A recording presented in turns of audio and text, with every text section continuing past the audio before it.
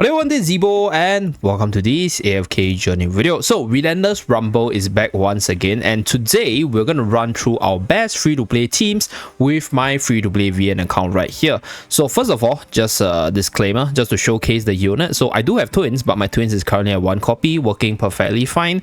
Although ideally I want it to be at Supreme Plus for the maximum stat boost, but everything is okay. So this is how the hero collection looks like. So next, let's move on to the Relentless Rumble round 1. Right, so this one features the Earthsoul.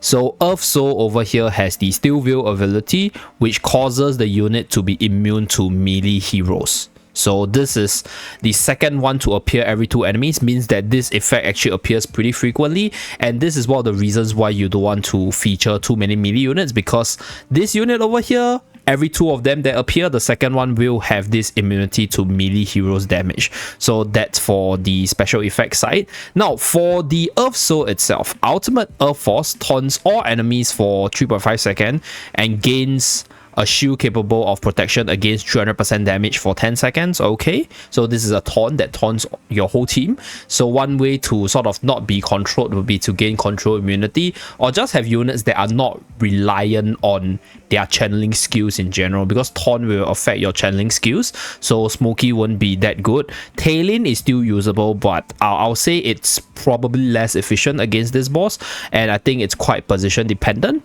And then we have the Rocky Prism. So this one, upon receiving a cumulative damage of 10% from the Earthsoul's HP, this inflicts stagnated and reduces their haste by 10 for 8 seconds. When stagnated stacks up to 3 times, clears all the stack and imprisons the target with rocks, making them unable to move or act. So this one allows the Earthsoul to control your units that deals the most DPS, because every single time you get this cumulative damage stacked onto this unit over here, that unit that deals that amount of damage will get this Rocky Prism ability on them. So that's for the second skill.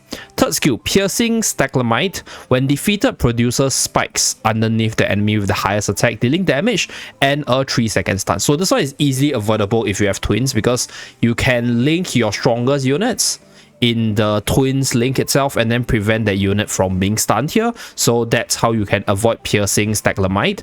And then last but not least, Elemental Defense. So this unit takes 70% less physical damage. So for this unit, ideally you want to deal with it with either true damage or magical damage.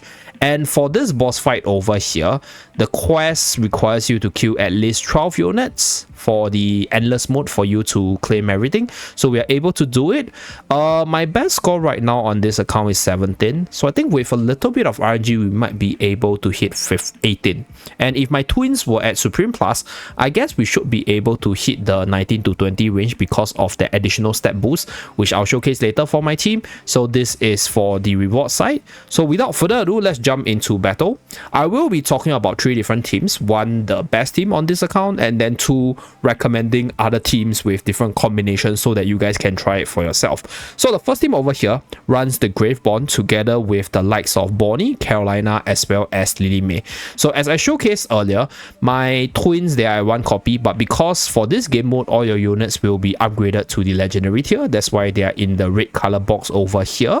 So they will be mainly providing support with their ultimate as well as their second and third skill. More importantly, this control immunity onto the linked ally will allow the units to be immune to the stun. So Lily May is going to be the highest damage dealer from my team.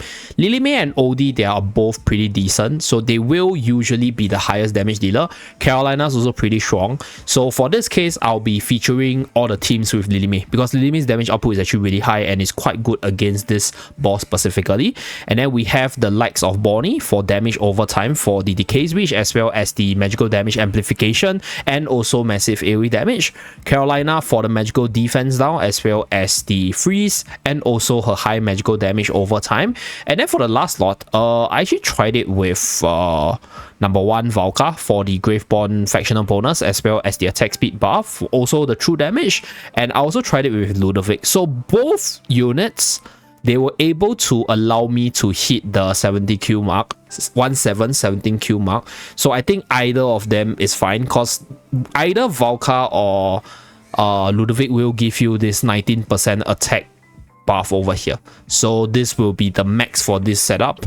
I also tried Tailin, but like I mentioned, Tailin gets interrupted by the skill of the Earthsoul over here, and my Tailin's only at the legendary tier, cause 1 copy only, so her performance is not as good as compared to like my Supreme Plus unit over here. So we're gonna stick to this, and then we're gonna use the Storm Strike spell to deal additional damage debuff, as well as give us that defense penetration and attack percentage onto the Earthsouls for us to kill them more easily. So without further ado, let's start the battle.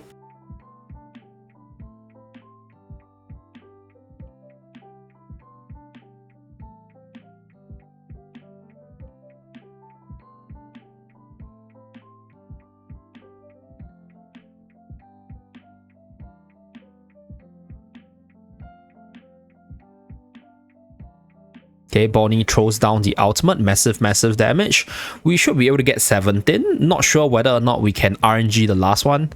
Okay, we can't. So we were really close. And I think if, let's say, if you have your twins at the Supreme Plus tier, then ideally what you want to do is maybe putting another magical damage dealer with Lily May within the link of the twins, and then using Carolina for the magical defense debuff as well. So those are the few things you can consider, but you can see that Lily May is our main damage dealer, so that's why we linked Lily May together with Carolina, because both of them, they are the first and the second damage dealer. And for this case, because I'm not at the Supreme Plus, I don't need to run units from the same faction for the EX weapon buff as well as the Supreme Plus buff over here. So that's why I can put Carolina and Lily May here.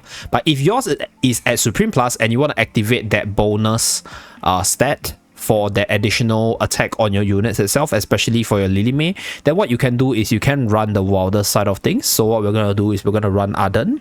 We're going to run Iron as well. So Iron's still really good, even though there is this immune to melee damage, but Iron's ultimate actually has a magical defense debuff, which amps up the damage of other units. So that's what we are going to do. We're going to use the twins once again, and we're going to use Iron.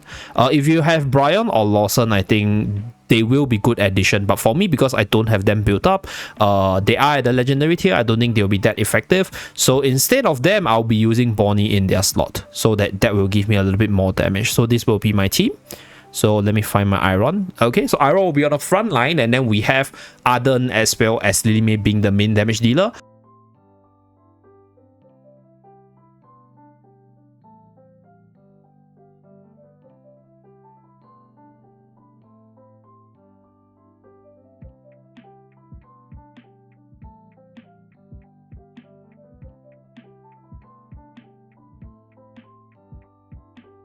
To actually give you the heals against the enemy, so not big of a deal if you don't have the heal for the team. So right here we are at 15 kills, so pretty close. If we actually snap down the last one, it's 16. So this is the damage distribution. So Arden's also pretty okay for this boss because of his AoE, and if you pair him with Iron, you get those additional procs on the control ability for Arden as well. So Arden's a pretty good unit. Next, let's do one more battle. So for this battle over here, the physical damage dealers, they are not as good. So for example, the likes of Sinbad, Sonya, Mikola, they are not as effective. Sonya is usable as a buffer for maybe your Lily Mays as well as your carries, so that they can hit harder as well. It's possible, you can definitely try it. So I think for this round we'll do this. We'll do Sonya buffing up our carries. Yeah, so that's what we're gonna do. We're gonna do a Mauler setup for this one. So Elsa is okay. I'm gonna put Odie here. Yeah, we're gonna buff out Elsa. So Elsa is also a pretty decent damage dealer. With Sonya in the front, I think we should be able to survive quite well. And then for this one, I think we can do. Okay, I think we can do Storm Strike. Yeah, I think we can still do Storm Strike. So let's go with Storm Strike. So if your units, they are not that built, if you have survival issue, instead of Storm Strike, consider using Light Surge for that magical damage as well as the shielding for your team.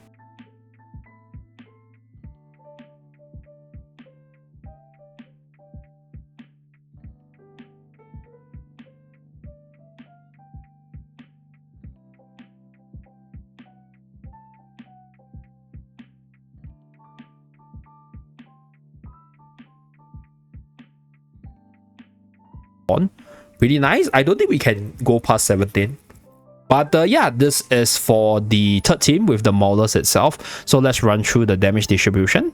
Okay, so our Elsa's pretty good.